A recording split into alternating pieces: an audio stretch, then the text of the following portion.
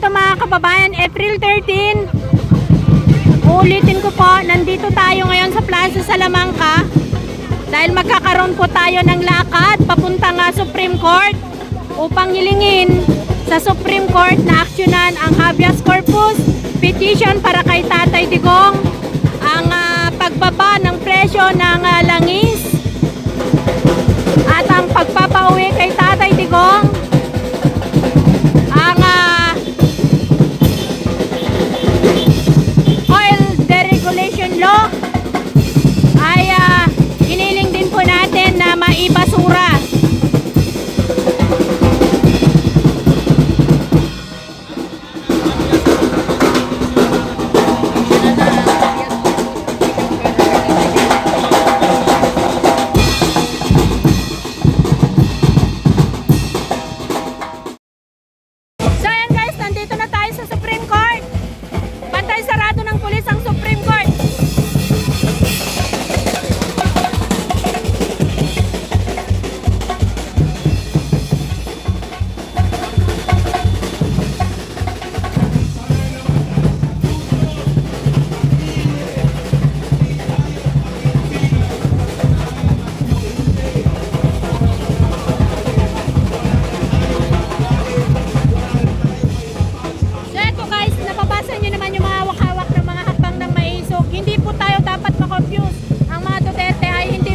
Kaya hindi po tayo nako-confuse. Ang nako-confuse lamang mga kababayan ay mga kakampi ng mga bangan.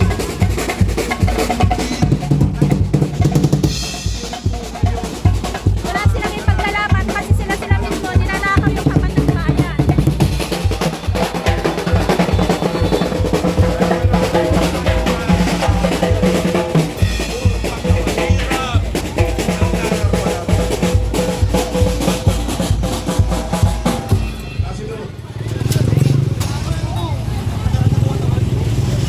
Kung dati po nakakapag-uwi siya ng 1,000, ngayon 1,000 pa rin naman. Kaso panggas na lang. Wala na pong pambiling ulam. Alam nyo po, yung asawa ko bumibiyahe ngayon para may panggas lang bukas. Sana naman po, Supreme Court, sana naririnig nyo ang hinaing ng bayan nyo. Hindi po yung nagbubulag-bulagan kay sa tunay na problema ng bansa. Di ba? Hindi lang naman ako ang nakakaramdam nito at nakakaranas. Tayong lahat, kahit kayo mga amo kong mayayaman, ramdam nila. Ramdam nila hindi lang mahirap. Ano pa kaya kami? Ano pa kaya yung isang tulad ko na plain housewife lang, na umaasa lang sa araw-araw nakita ng aking kinakasama? Numero 1 lang po ang anak ko, ha? Pagkaisipin nyo, ano pa? Kung yung ang iba, alam nyo yung mga kongresista na yan, dapat talaga, ang tinatrabaho nila, ay amyendahan. Itigil nila o kahit panandalian isuspende yung VAT na yan. Diba? Merong pinapasa ngayon, isinusulong si Libiste. Dapat naririnig ng bayan yan, dapat naririnig ng gobyerno yan eh. Kasi isa yan, isa sa nagpapahirap sa atin. Ano gusto nilang mangyari? Maglakad na lang tayo? At least nakipagtulak yung pamasahe? Supreme Court, ano ba? Hiling namin, pakinggan nyo sana. Sana kahit yung temporary restraining order na hinihiling namin, natuluyan o magpatigil po sa impeachment trial o pagdinig po ng impeachment ni Inday Sara. Sana po naiintindihan nyo kasi kahit sino, ay yung hindi nakakaintindi sa sitwasyon natin ngayon, yung mga ipapanganak pa lang bukas, mga visit yung mga nasa Congress na yan, pwede naman nilang harapin yung tunay na problema eh. Pero ang inaatupag nila, puro Sara. Wala na silang inaatupag. Puta, sayang yung pasweldo sa kanila eh. Mga visit sila. Kami wala na nga kami makain-kain dahil sa kakahabol ng presyo ng gas na yan. Tapos ngayon magro-roll back, magkano lang? Bakit? Magkano ba itinaas nila? Sabagay, hindi naman agad-agad yun, naiintindihan naman namin yun. Pero sana naman, bigyan nila ng oras at panahon o aralin naman nila yung tunay na problema ng gobyerno.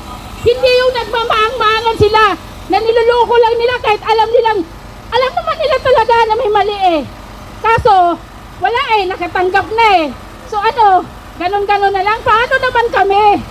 Sana naman po, sa Supreme Court, sana naman, muli po, sana po, ipagkaloob niyo na po sa amin yung TRO na hinihiling po ng bayan. Upang sa gayon po, mabigyan na ng tuldok. Mabigyan na ng tuldok yung impeachment na yan na kung saan pwede naman yung oras nila, pwede naman gumawa sila ng batas. Total yun naman ang trabaho nila eh. Total yun naman yung pinasasahod sila para magtrabaho eh. Hindi para usigin yung mga dapat na hindi dapat usigin.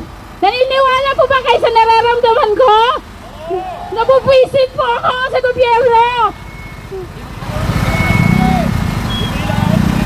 10 po sa aking pamilya ay mga riders.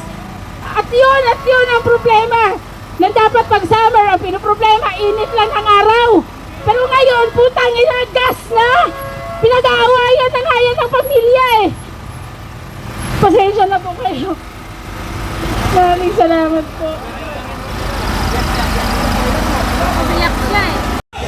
Kaya mga kababayan, tanggalin na po natin ang VAT sa langis at produktong petrolyo. Andito kami ngayon. Kaya po, aksyonan na po natin ang habeas corpus petition para kay Tatay Digong upang tayo ang lahat ay mananalitili na po mahinahon sa ating mga buhay-buhay.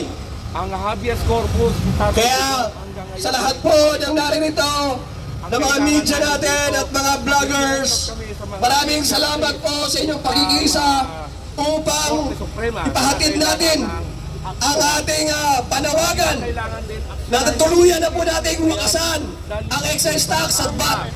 Gayon din po, ang aming pong organisasyon ng Duterte Riders ay patuloy at nananatiling mananawagan ng paulit-ulit na ipauwi na po natin ang ating mahal na Tatay Digong dito sa ating mahal na bansa.